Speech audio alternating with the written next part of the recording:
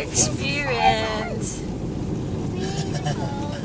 Welcome to Mount Bobo, everybody. That was not me. That was my dad. Okay?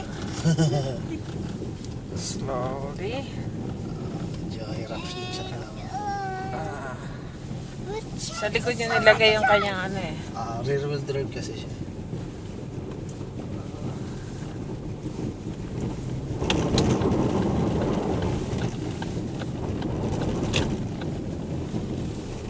Oh, it's wide.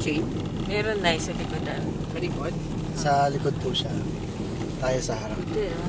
Kasi kung nasaan yung lakas ng makina,